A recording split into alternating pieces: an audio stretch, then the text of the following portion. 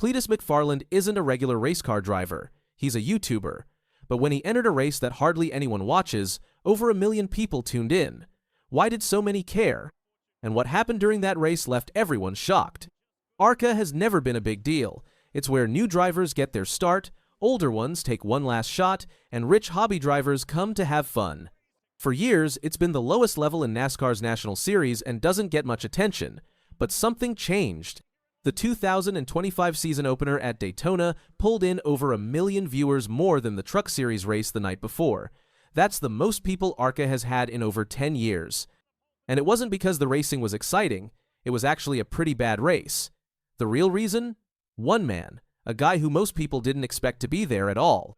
To really understand why that race mattered, you have to look at who brought the audience with him. Not a championship contender, not a legacy driver. It was a guy named Cletus McFarland. At least, that's the name people know him by. His real name is Garrett Mitchell, and his path to the Daytona grid was anything but traditional. He didn't grow up in the NASCAR scene. His dad worked as an auto detailer, which helped spark an early interest in cars. But Garrett's world was much more about local car meets than it was about drafting at 200 miles an hour. He bought a white Subaru STI as a teenager, and that's what first caught the eye of someone from a local production house. That moment sparked the start of something unexpected. Garrett's first real foray into automotive media came with 1320 Video, a car-focused YouTube channel. He spent most of his time behind the camera, filming meets and races around the country, but all it took was one video to flip his role. In 2015, outside a hotel in Pueblo, Colorado, he and his buddies shot a short, goofy video. It featured a fake persona, Cletus McFarland, complete with thick accent, ridiculous patriotism, and a love for big American muscle. That joke character caught fire. Viewers loved it. Overnight, Garrett Mitchell had something bigger than just footage. He had a persona people wanted to follow. Cletus McFarland was never meant to be more than a joke, but over time, the character and the real guy started to merge. His accent thickened. The sleeveless shirts became a signature. And most importantly, he began creating his own content. This wasn't just a typical car vlogger making burnout videos. Garrett saw the bigger picture. He started building cars, breaking records, and eventually buying a track. He bought an old defunct speedway and turned it into the Freedom Factory. He turned it into a home base for events like the Freedom 500, where retired police cruisers and Crown Vics become the stars of the show. Beyond that, he launched his own parts brands, grew a team, and expanded into a full media operation. He wasn't just a gearhead anymore, he was running a business empire fueled by horsepower and YouTube clicks. About a year before his ARCA debut, Hurricane Hella tore through Florida's Big Bend region. It was one of the deadliest hurricanes to hit the U.S. in decades. With roads impassable and people stranded, a few private citizens stepped up with planes to help. Cletus was one of them. Flying supplies in and people out, he wasn't alone. Also in the mix was a familiar name to longtime NASCAR fans, Greg Biffle. The two had already raced each other in one of Cletus's Crown Vic events, but now they were flying side by side, helping people survive.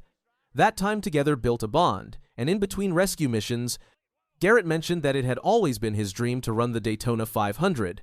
Biffle told him to start small. That meant ARCA. That meant turning content creation into competition. That meant real racing. Cletus made his ARCA debut in the very car Frankie Muniz once drove. It was a surreal crossover moment with TV stars, YouTubers, racers all sharing the same track. But even before he made it to the green flag, he hit a wall. Not on the track, but with the rules. In his very first test session, officials put him on probation for having his own onboard camera, something banned due to concerns about spying on other teams. It was a rookie mistake, but also a clear sign of the line he was walking between being a media figure and being a serious competitor. He was allowed to stay in the field. When qualifying came, he made the race, and from there, everything got real. In terms of results, his ARCA season was a mixed bag.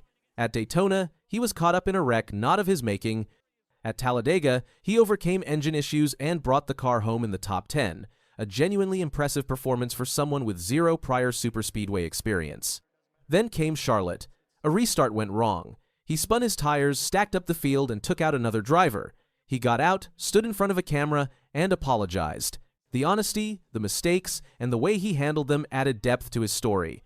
This wasn't just a YouTuber pretending to race, he was trying to do it for real and learning the hard way just how difficult it is. It would be easy to call him just another influencer looking for clout. But that would miss the bigger point. NASCAR needs star power, and Cletus brings it in ways few others can. His videos pull in millions of views. His appearances on NASCAR's official YouTube channel outperform many races. When his name is attached to a post, engagement jumps.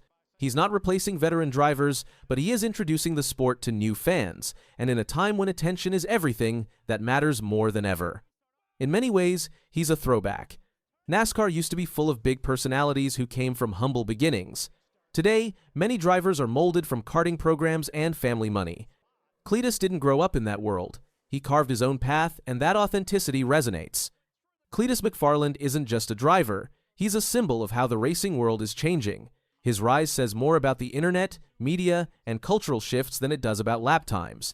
He represents something rare in modern motorsports, a DIY success story.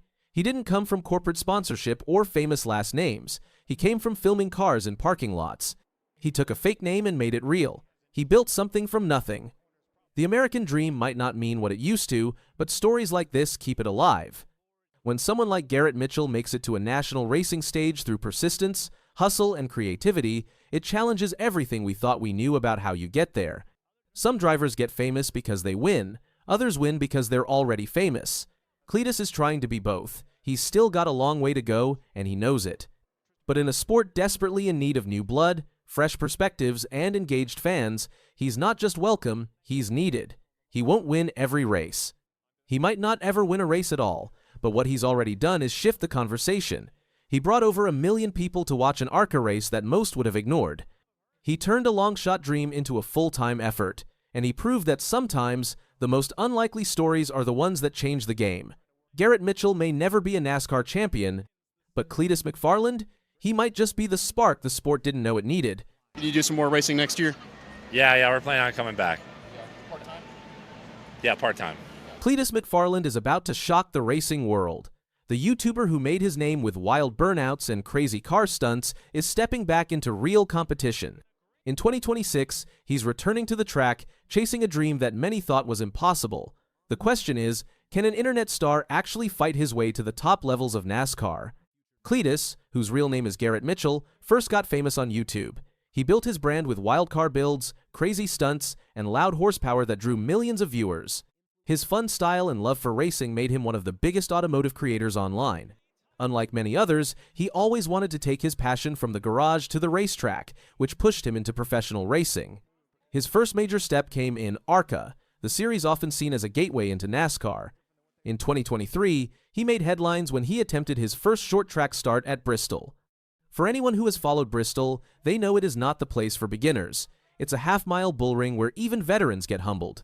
Cletus qualified 27th and managed to run only 61 of the 200 scheduled laps. A right front tire failure sent him into the wall and ended his night early. He was open about the disappointment, but also about what he had learned. The challenges of managing the car, tire wear, and traffic on such a small and intense circuit gave him an immediate education in what racing at this level really requires. That debut was far from glamorous, but it didn't scare him off. In fact, it set the stage for what came next. Over the following seasons, Cletus continued to chase ARCA starts, particularly at the super speedways. By 2025, he had entered 4 different ARCA races. These included major stops at Daytona, Talladega, Charlotte, and of course, Bristol once again. This time, the results were far more promising. He managed to earn 2 top 10 finishes, including a strong run at Talladega and another at Charlotte. Those results turned some heads in the garage because few expected a YouTuber to hang inside the top 10 against serious competition. Still, Cletus remained his usual self in interviews, admitting that he got his butt kicked plenty of times along the way. He pointed out that racing is unforgiving, and he had to respect the craft, the preparation, and the years of experience his competitors had. Instead of getting discouraged, he treated every setback as another lesson, something that his fans resonated with. They weren't just watching a creator throw himself into racing for views, they were watching him grow as a driver. All right. Reactions to first ARCA Bristol race. I got my butt kicked, man. Then came the announcement in September 2025. Standing on pit road at Bristol, the very same track where he made his rough debut, Cletus confirmed that he will return in 2026 for a part-time ARCA schedule. This wasn't a vague tease. His team owner at Retta Jones Racing explained that they're lining up somewhere between 8 to 10 ARCA races for the season, along with additional super late model starts. That's a significant commitment and shows this isn't just about dabbling anymore, it's about building consistency and proving he can belong in the racing world. The plan for 2026 is important for two reasons. First, it gives Cletus the chance to log more laps, more experience, and more time with his crew. In motorsports, repetition and familiarity are everything. Second, it positions him for his bigger long-term goal, which he has not been shy about. He has said he wants to compete in the Daytona 500, possibly by 2027 or 2028. That's one of the most ambitious jumps imaginable, but he is setting the groundwork to at least make it a possibility. Of course, that dream comes with plenty of speculation and rumors. Earlier this year, chatter began spreading that Cletus might be involved in NASCAR's Truck Series, with whispers about possible manufacturer backing, particularly from Ram. The rumor mill spun fast, with some people even suggesting a path that would take him directly into NASCAR's National Series. However, Ram's CEO was quick to deny any involvement, putting a stop to that storyline. For now, the focus remains on ARCA, but the fact that these kinds of rumors even exist shows how much excitement Cletus has generated. The road ahead won't be simple. Racing costs a lot, and even with fans and sponsors, it's tough to fund. On top of that, some people doubt him. Supporters cheer him on, but critics say he doesn't belong or is taking a spot from another driver. That mix of doubt and support is what makes his story so compelling. Despite the doubts, there's no denying the cultural impact. Cletus brings an entirely new audience to the track. His millions of subscribers follow him because of his entertaining content, and many of them had never watched a NASCAR race before. By stepping into ARCA and potentially beyond, he bridges the gap between digital entertainment and traditional motorsports. NASCAR has been trying to capture younger audiences for years, and a personality like Cletus does exactly that. He creates a storyline that resonates both online and at the track. 2026 will be his real test. He has around 10 ARCA starts lined up, facing super speedways, intermediates, and short tracks. Each track type will push a different skill, and he needs to show he can handle them all. His late model runs will also sharpen him on smaller circuits. Every lap will matter, with fans, sponsors, and teams all watching to see if he's a racer or just a YouTuber. At the same time, he'll still need to juggle his growing brand with life at the track. It's a tough balance. On one side, Cletus runs a huge business with videos, events, and merch. On the other, he's chasing one of the hardest dreams in racing. But he's always proven people wrong. From burnout videos to building one of the biggest car brands online, he now wants to do the same in motorsports. 2026 feels different. He's not just trying to survive like in 2023 or testing the waters like in 2025. This time he has real backing, a set plan, and enough races to prove himself. Now he'll either silence the doubters or confirm what they've said all along. The question becomes, what happens if he succeeds? Imagine the storyline if Cletus begins running consistently inside the top 10 or even scores a podium finish. The credibility that would bring, not just to him but to content creators in general, would be massive. Suddenly, the idea of a YouTuber in NASCAR wouldn't be a joke but a legitimate possibility. That kind of breakthrough could change how teams, sponsors, and fans view the pipeline into the sport. Looking ahead to 2026, the bigger picture is clear. NASCAR wants new fans, and Cletus brings them. His millions of followers may now tune into races, buy tickets, or grab team gear. That crossover power is huge. This isn't just one driver chasing a dream. It's two worlds colliding, online creators and traditional racing. Whether Cletus breaks through or not, his story is one of the most unique in motorsports. So will Cletus McFarland prove he belongs on the track, or will 2026 show the limits of a creator chasing NASCAR glory? Either way, when the green flag waves on his ARCA return, the racing world will be watching. He's done that the entire race, from the drop of the green flag, spin in the back.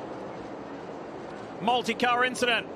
Cars going everywhere. Van Gisbergen, Keselowski, Haley skipped through there. Busch involved. Shane Van Gisbergen's day at New Hampshire started like a dream, but ended in smoke and heartbreak. He showed speed, control, and even scored stage points, his best oval run yet. But one crash flipped everything upside down. The wreck left his car in pieces and his race ruined, raising one big question.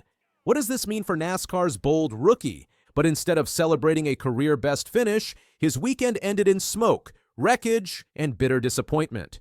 His promising NASCAR Cup Series run was derailed by a major crash, marking one of the toughest moments of his transition from supercars to American stock car racing.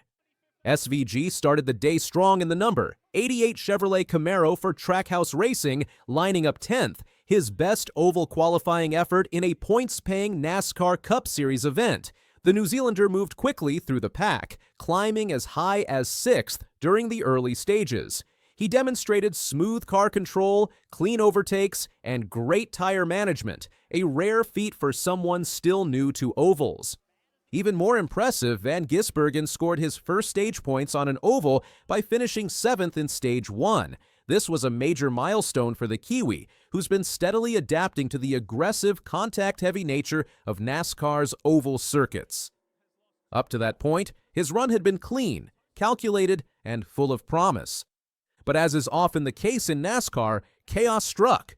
The race turned sour on lap 118 during a restart. As the tightly packed field charged into Turn 2, Brad Keselowski attempted an inside move but scraped the wall and made contact with Van Gisbergen's car. The hit sent SVG into a slide, spinning twice directly in front of traffic. Kyle Busch, with nowhere to go, slammed into him. Daniel Suarez, SVG's teammate, and Justin Haley were also collected in the wreck. It was a chain reaction that left several cars damaged and several races ruined. Van Gisbergen's car suffered severe front suspension damage. His crew, refusing to give up, made rapid repairs and got the car back on track. But by then, he was over 50 laps down and far from contending. He finished 32nd. The outcome was a heartbreaking blow for both SVG and Trackhouse Racing, who had shown such strong pace earlier in the event.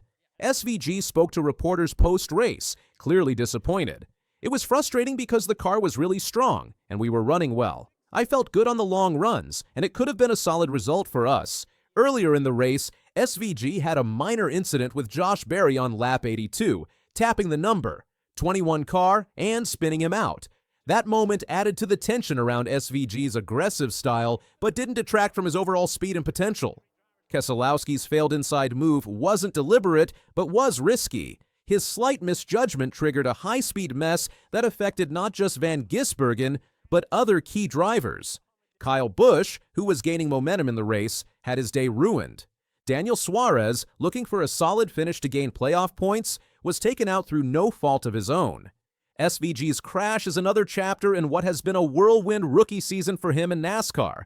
He stunned the motorsports world by winning on his Cup Series debut at the Chicago Street Race in 2023. Since then, his full-time NASCAR journey has been under a microscope. Each race has brought new learning curves, and despite the crash, his speed at New Hampshire showed how quickly he's improving. Yeah, I'm happy but frustrated, proud, privileged to be here, but also pissed at myself. The last few weeks I just haven't been good enough. I've been really doing well, getting better at ovals, and I just haven't performed the last couple of weeks. Trackhouse Racing, the team SVG races for, has been instrumental in helping international talent like SVG find footing in American stock car racing. Team owner Justin Marks has emphasized long-term development and is known for taking risks on unique talents. SVG's inclusion in the team is a testament to that vision. Meanwhile, the race itself concluded with Ryan Blaney securing a hard-fought victory. Blaney held off a late charge from Josh Berry to lock in his spot in the NASCAR Cup Series playoffs round of 8. It was Blaney's first win in several weeks, and it came at a critical time. He praised Berry post-race. "Probably the hardest 20 laps I've driven. He got super free. I appreciate him racing clean and not putting the bumper to me." Blaney's victory shifted attention away from the wreckage behind him, but not for long. Fans and analysts immediately zeroed in on the lap 118 crash that changed the outcome for several contenders. Discussion swirled online, with many pointing out how difficult it is for new drivers, especially international ones like SVG, to survive the unpredictability of NASCAR restarts. This kind of wreck is part of the learning curve. NASCAR's ovals are intense, especially tracks like New Hampshire that feature flat turns and tight racing. Drivers are inches apart at high speeds, and one small miscalculation can take out half the field. Brad Keselowski admitted post-race that the wreck was unfortunate, but didn't go into much detail. Suarez expressed his frustration too, noting how painful it is to be caught up in someone else's mistake. SVG's return to the race, even after being multiple laps down, speaks volumes about his attitude. His crew's efforts ensured he crossed the finish line, which still matters in the context of learning and data collection.